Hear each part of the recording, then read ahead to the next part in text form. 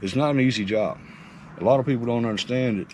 If it wasn't for coal mines, a lot of these people around here would be starving to death. They wouldn't have electricity. They wouldn't have heat.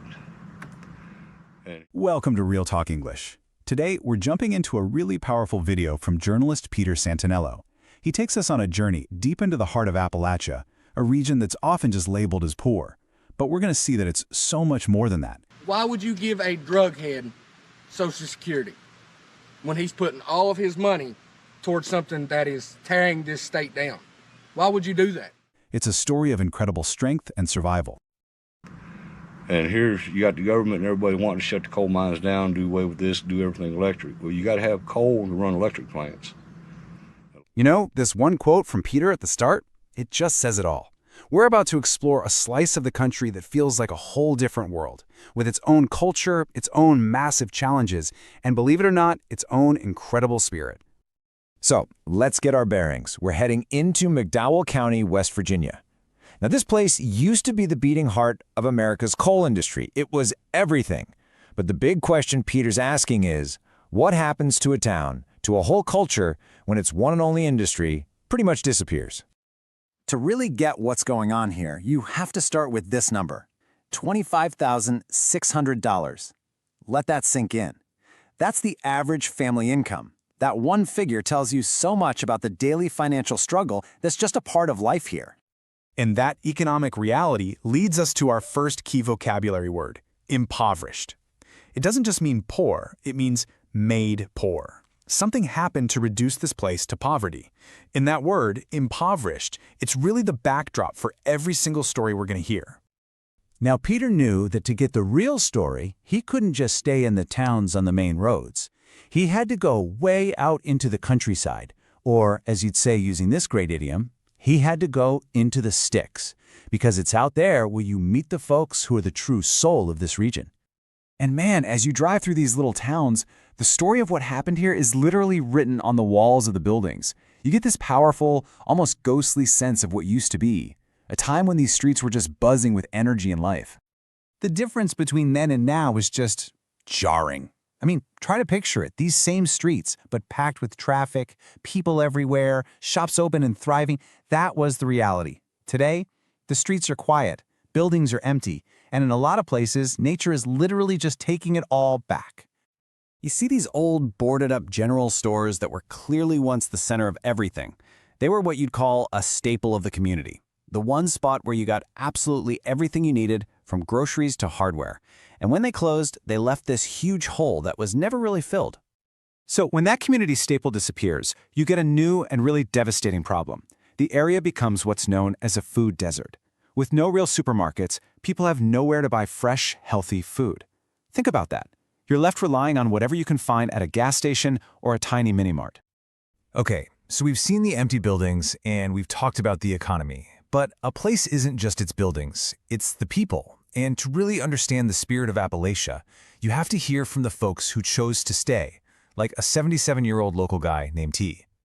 And listen to this story from T. It is just, wow. He's talking about a time when a bad flood hit and he saw a woman stranded, a total stranger. He just went, got her, and brought her home to stay the night with his family. No questions asked. This one little story just perfectly captures the kindness here.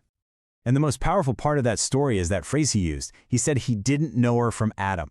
It's a fantastic idiom that means she was a complete stranger. He'd never seen her before in his life. And that reveals so much about a culture that's built on just helping people, period. You hear this again and again from the older generation. They talk about a culture built on what they call old school values. It's a world where people are just genuinely friendly, where neighbors look out for each other, and where a handshake, a person's word, is everything.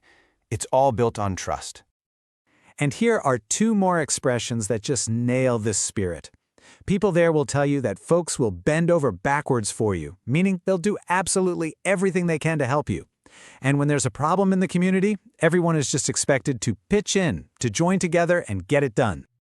But, and this is a really big but, this incredible community spirit is living side by side with a really deep and painful struggle. The region is a place of sharp contrasts, especially when you look at the split between an intense work ethic and a devastating drug crisis. The way the locals describe it, it's like their community is split right down the middle.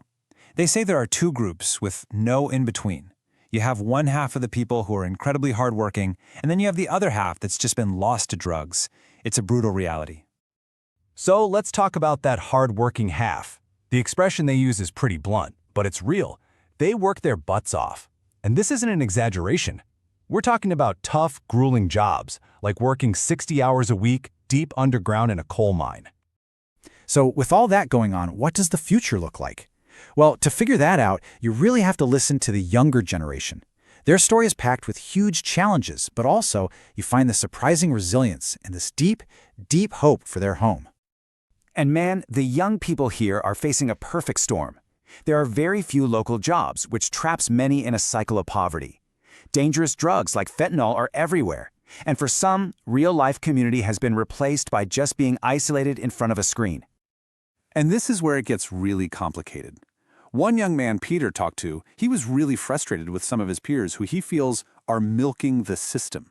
It's an idiom that means dishonestly taking advantage of government help, like, say, claiming you have anxiety just to get a disability check instead of finding a job.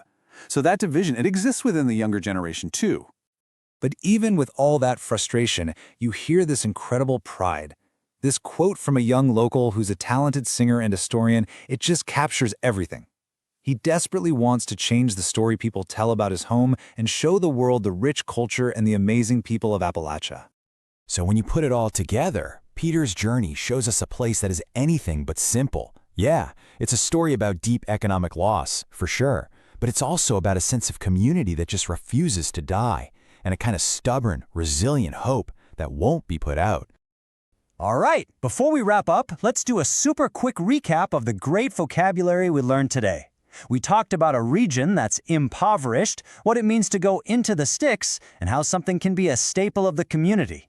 We learned you didn't know her from Adam, the power of old-school values, and the problem of a food desert. And we talked about people who work their butts off, those who milk the system, and a community that will bend over backwards and pitch in. So, what are the big ideas to walk away with? First, you can't understand Appalachia without understanding the collapse of the coal industry. Second, even with all the hardship, those old-school values and community bonds are incredibly strong. Third, it's a place of intense contrast. A drug crisis is at war with a powerful work ethic. And finally, the younger generation is carrying both the heaviest burdens and the brightest hope for the future. Okay, so now that we've broken down the key ideas and you've got all this new vocabulary, you are totally ready to go watch Peter Santinello's full video. It's an amazing chance to really hear these stories for yourself and seriously level up your listening skills. You know, this whole journey really leaves you with a big question. In a world that feels more and more disconnected, what can we all learn from a place like Appalachia about the real meaning of community?